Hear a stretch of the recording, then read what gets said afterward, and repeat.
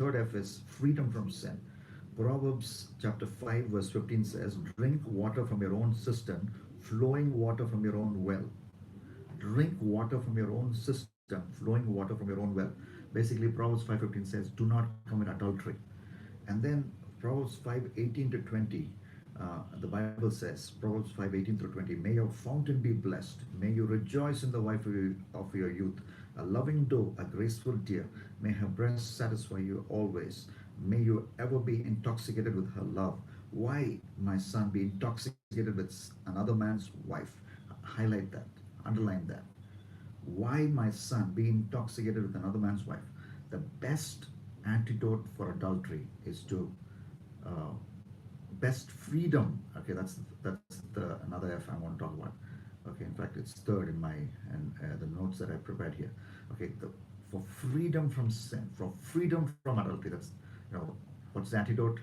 Join, join your husband in sexual intimacy. That's the message of Proverbs chapter 5.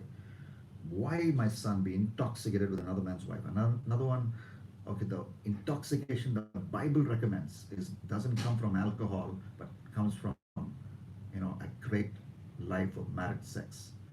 Why be intoxicated by another man's wife? Okay, why commit adultery? You can have freedom from adultery. And what's the bedrock of that is to have intimacy with your own wife. Okay, why embrace the bosom of a wayward woman? Proverbs 5:20. All right, so there's a clear call. She's a loving doe, a graceful deer. May her breast satisfy you always. A memorable phrase which says that as husbands we must enjoy intimacy inside of marriage.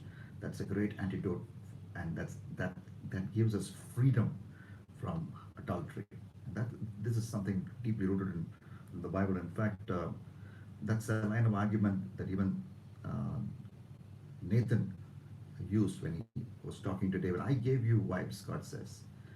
Okay, I gave you a spouse, in other words, but you went behind another man's spouse, and here is God's judgment for you.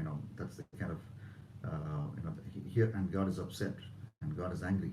So that's the line of that is the Holy Spirit directed argument that came to Nathan when he was confronting David of his sin. I gave you wives. I gave you a spouse, but why did you have to go behind another man's spouse? Which means, when you have a strong marital, union with your spouse, that gives you freedom from adultery. So that's the biblical argument. So that's something which wives have to understand. That's something husbands